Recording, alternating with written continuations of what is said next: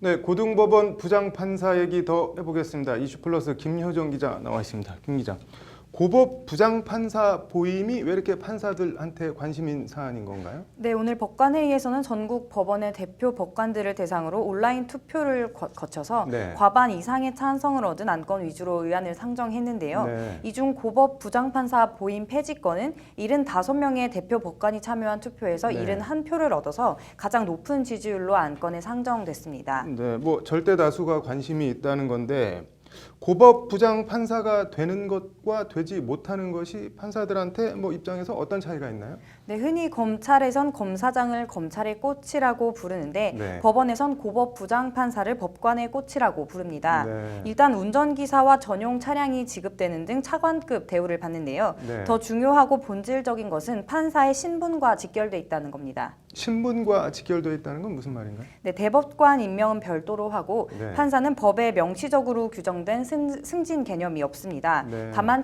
차관급 대우를 받는 고등법원 부장판사 자리를 법원 안팎에선 사실상 유일한 승진이라고 보고 있는데요. 네. 일단 고법 부장판사가 되면 판사 재임용 절차 등을 거치지 않고 법관 정년인 65세까지 안정적으로 재직할 수 있고 네. 일선 법원장으로 나갈 수도 있습니다. 네. 문제는 고법 부장판사 수가 제한돼 있어서 네. 연수원 동기 판사 중에서도 3분의 1 이하만 고법 부장판사 자리에 오를 수 있다고 합니다. 그래서 네. 승진 개념도 나온 겁니다.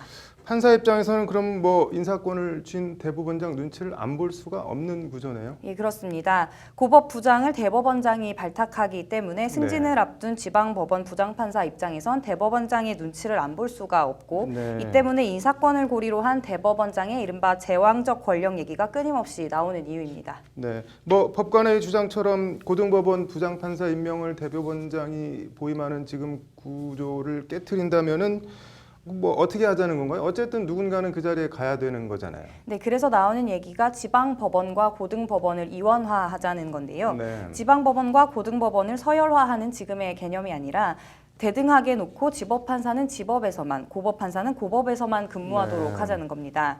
이렇게 되면 대법원, 고등법원, 또 지방법원으로 이어지는 현 사법부의 피라미드 구조를 깰 수 있고 1, 2심은 사실심으로 또 대법원은 법률심으로 그 기능과 역할에 따른 법원 구조도 만들 수 있을 네. 뿐 아니라 판사들이 대법원장 눈치도 볼 필요가 없다는 게 법관회의의 논리입니다. 뭐 논리적으로는 흠잡을 데가 없어 보이는데 그 전에 이런 얘기가 안 나오지는 않았을 것 같은데 어떤가요? 예, 양승태 대법원장의 전임인 이용훈 대법원장 시절에 네. 단순히 논의된 정도가 아니라 이미 구체적으로 로드맵까지 제시가 됐습니다. 네. 이용훈 대법원장은 2011년부터 법관 인사 이원화를 단계적으로 시행해 2017년까지 고법부장 승진 제도를 완전 폐지하는 방안을 제시했습니다. 네. 지방법원 부장판사 승진을 앞둔 기수별로 지원을 받아서 네. 지법에서 일할 판사와 고법에서 일할 판사를 나누고 지법 부장판사와 고법 부장판사의 서열 관계를 완전히 깨서 장기적으로는 고등법원을 고법 판사로만 채우겠다는 계획이었는데요. 네. 지난 2011년 9월 양승태 대법원장이 취임하면서 인력 수급 등을 이유로 유야무야 없던 일이 됐고 정책 시행이 중단됐습니다. 네.